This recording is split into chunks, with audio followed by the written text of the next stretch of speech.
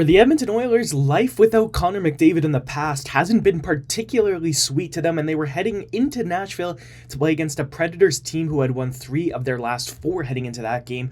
Worth mentioning, too, that new Oiler Victor Arvidsson spent the better part of his 550-game career with Nashville. He was Edmonton's most energetic player in the early stages of this game.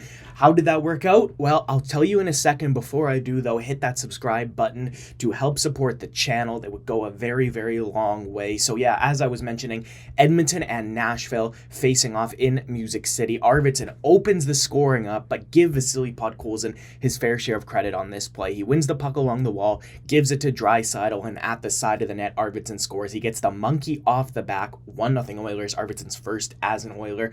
Brett Kulak and Connor Brown, though, kind of combined to shoot the Oilers in the foot a little bit right after that, because it's a mishap on a clearance on the penalty kill. Kulak tries to go long with it, hits Brown, falls in the slot, and Philip Forsberg ends up with a clean look, bang, in the net, 1-1. Matt Pierce talked on Thursday about the debut of Noah Philp, who was called up after the Connor McDavid injury. Philp played between Drake Caggiula and Corey Perry, and they went to work here. Philp does a really good job to find some space behind the net. It's a good pass from Philp to find Caggiula in the slot. Great save by Saros.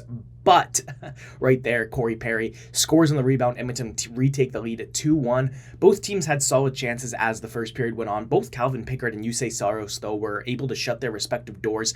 Ty Emberson had one of what was 2 fights in this game, and this save here with the pad of Pickard was probably the best of the first period. Moving into the second, Leon Draisaitl had been Edmonton's best player in that first, and he jumps on this chance. It's a good play from Hyman to force the puck into space in the middle of the ice, and from there, Leon is gone, moves in and scores 3-1 Oilers. Moving into the third, Draisaitl took even less time in the third period to score than he did in the second. This is an excellent defenseman in Brady Shea that Draisaitl's just going to walk around here. He beats Saros on the short side to make it 4-1 Edmonton. As I mentioned earlier, Podkolzin got that assist in the first period, but it was this moment that had Oilers fans buzzing as he pops Jeremy Lauzon with a few hard rights, and bang, Lauzon goes down. That wasn't the best part of the third period, though, for any Oilers fans, because thank God Zach Hyman finally notches his first goal of the season. He gets his monkey off the back with a sweet finish on the breakaway to make it 5-1 Oilers, and that's how this game would end. This was a huge bounce back for Edmonton. The 6-1 loss in Columbus was a calamity, not just because of the McDavid injury, but the entire game was hard to watch. Stuart Skinner did not perform well, and in contrast to that game, the Oilers managed to score. Their best players were their best players in this one, and they got solid goaltending. Down the lineup, Noah Philp performed well. He got an assist. Really, the Henrique Janmark Brown line was the only one that I felt like weren't at their best, but everyone else on the ice for the Oilers in that game played a very good game of hockey. And next week, the Oilers have Calgary on the road before New Jersey and Vegas on home ice, and then Vancouver on the road next Saturday. And that's 4 games that are going to test Edmonton, especially in McDavid's absence. So if the Edmonton Oilers, you see right now at 500 in the middle of the Pacific Division, if they can escape this week and still be at 500, still be around the middle of the Pacific, I think that's a good thing, because hopefully McDavid's return is sooner than later. Edmonton's schedule in the second half of November won't be anything resembling a cakewalk either. So for the Oilers, continuing to get results wherever they can is huge. Moving on here, just to finish off, I was asked a few times personally this week about this article from OilersNation.com, which is titled, Darnell Nurse is being considered for Team Canada at the Four Nations Face-Off. So I thought it would be a good time to subjectively answer the question, in my opinion anyways, which Oilers will play in the Four Nations Face-Off? First and foremost, there are a handful of guys who could be there playing for Canada, in my opinion. They are Connor McDavid, Zach Hyman, Ryan Nugent-Hopkins, Evan Bouchard, and Stuart Skinner. And now, I didn't say Darnell Nurse. That's my personal opinion. I don't see him anywhere near this team. But we might as well start with Nurse, because the article was predicated on Anthony DeMarco from Daily Faceoff's quotes on Oilers Nation every day. He said, quote, Darnell Nurse is in the conversation to play on the third pair and in a penalty-killing role. Another name is Travis Sanheim from the Philadelphia Flyers. Both Nurse and Sanheim are competing for that third pairing shutdown penalty-kill role. Subjectively speaking, your top 4 is Devon Taves, Cale Makar, Shea Theodore, and Alex Pietrangelo. And after that, it's anyone's ball game.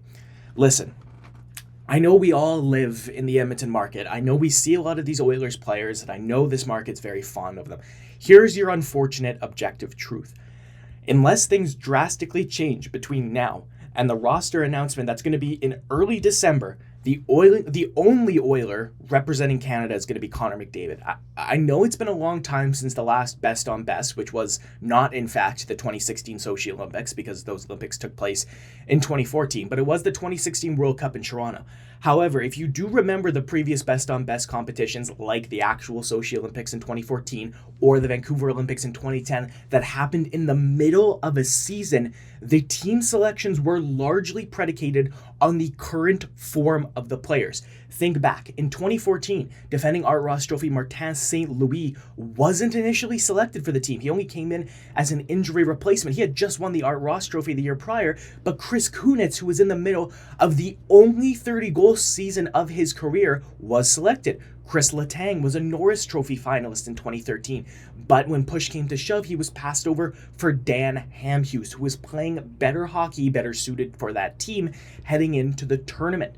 Zach Hyman, Ryan Nugent-Hopkins, Stuart Skinner, Darnell Nurse, and Evan Bouchard are all simply not playing good enough so far this season. We have less than a month before these rosters need to be finalized, and right now, those guys just very simply aren't there. As far as the rest of the roster goes, the only other Oiler aside from McDavid that I see getting a spot to play in this tournament is going to be Mattias Ekholm. He's been solid this year. I don't think he's been at his very best, but there hasn't been too much to complain about in Ekholm's game. And it's a great option for Sweden because that Swedish defense is full of offensively inclined players.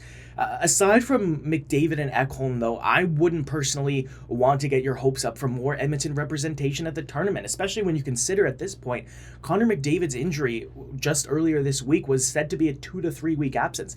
If you think about a 3-week absence in November, he's not coming back until the 3rd week in November. The roster announcements, I believe, are between November 29th and December 2nd. So you have McDavid, who is not going to be playing with Zach Hyman and Ryan Nugent-Hopkins, which would have probably been the main draw to have those two players on the team, simply to play with McDavid, which isn't even happening for most of this month if the injury projections are to be true. So again, it's hard for me to see a scenario in which Hyman and Nugent-Hopkins, without popping off in November, end up on this team.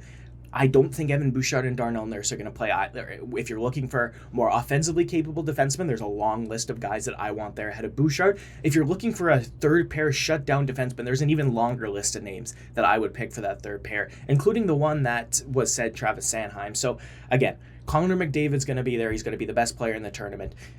Mattias Ekholm is going to be an important part of that Swedish defense, but aside from that, as Oilers fans, we shouldn't get our hopes very high for seeing a lot of Edmonton representation in that tournament, specifically for Team Canada. That's going to be all for me today. Thank you so much for watching this video.